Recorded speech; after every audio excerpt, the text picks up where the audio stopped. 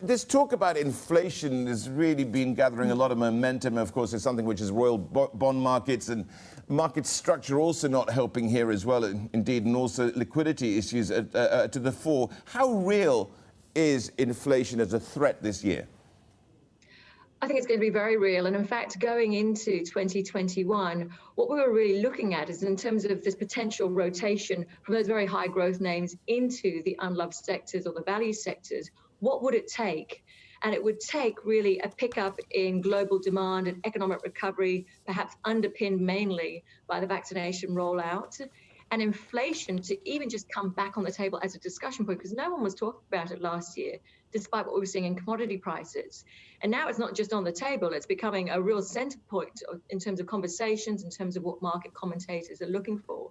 So I do think this will continue, and then that third catalyst will in fact be market participation. So really starting to diversify away from those really overcrowded trades that we have seen. Well, absolutely. You know, there's a lot of pent-up demand, which could actually create that inflation. Certainly, it could, Catherine. But the thing is, it would be short-lived. But I want to just get to our question of the day, though, and that is, with this $1.9 trillion relief package passing the Senate, looking like it's going to pass the House this week as well. The question is, we're asking is, what assets will gain most from stimulus? You know, the knee-jerk reaction, because there's so much liquidity in the system, and we're going to see even further liquidity, likely to be benefiting this is the equities market again. But I think what's really key is where it goes into the equities market. So do we see this continued trend that we saw in 2020 of those high growth, big tech, biotech names, or do we start seeing more diversification? And in fact, investors looking at assets that provide them with income. So in particular, let's say equities, which have still got strong fundamentals, who have a very attractive dividend yield, but are trading at really, really cheap or attractive valuations because they're just being ignored because of this bias that I mentioned earlier on, this crowded trade towards only a couple of sectors. Yeah, so the thing is, you know, is it one of the unloved industry groups, the ones which come to the fore, rather than the sort of darlings, the tech side of things as well? And I don't want to get into growth versus value because it's rather a grey thing, not a binary one. Exactly. I mean, for us, it's all about finding, you know, attractive businesses run by good management teams at a good valuation or good multiples. And you're right, incredibly right, in terms of it's not just value versus growth. You can find these opportunities across a number of sectors, across a number of countries. It's just the trading behavior that we have been seeing because of all this demand or liquidity that's being injected into the system has really focused in on such a small part of the market. So whether it's, you know, value, unloved, whether it's small cap at the expense of large cap, there is huge amounts of opportunity.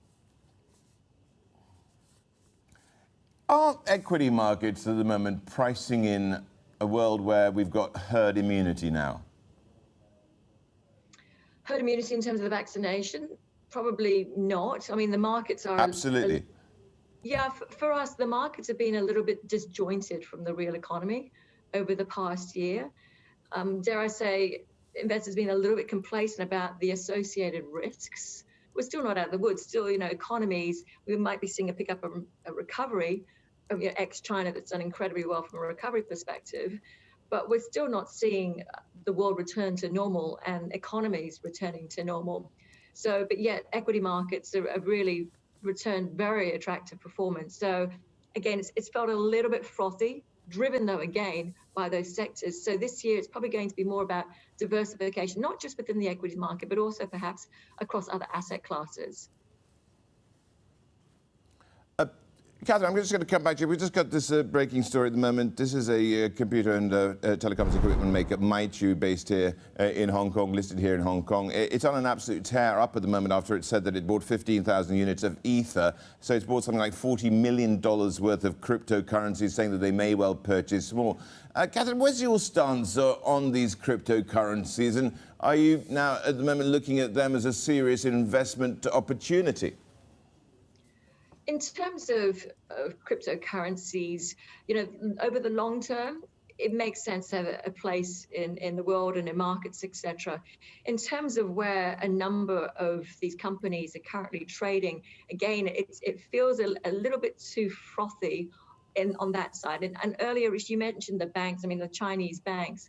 Nobody's really liked the Chinese banks for such a long time. They're starting to do well more recently. But when you look at sort of where Chinese monetary policy is heading in terms of it becoming more dovish, the economy is certainly recovering, the yield cycle moving back, the fact that bank earnings really bottomed in the second quarter of last year because of how the government, instructed the banks to increase their provision ratios, the fact that the banks in China, the majority of them pay really attractive yields. At the moment, they actually look like perhaps a less risky investment opportunity versus a lot of these cryptocurrencies, really because of where they're trading at, though. Catherine, it is International Women's Day, so I want to ask you a question about what policies, as we emerge from the pandemic, what policies should be put in place in order to bring women back into the workplace and on a more equal footing here, indeed shape a more equal future too. And what is Fidelity doing in particular as well, if you can add that? In terms of diversity, again, just further accelerating a lot of the policies that we've been seeing coming through over the previous years. So really ensuring that that's work-life balance. So a lot of the returnee programs, in fact, Fidelity in Asia, we're about to launch our returnee program.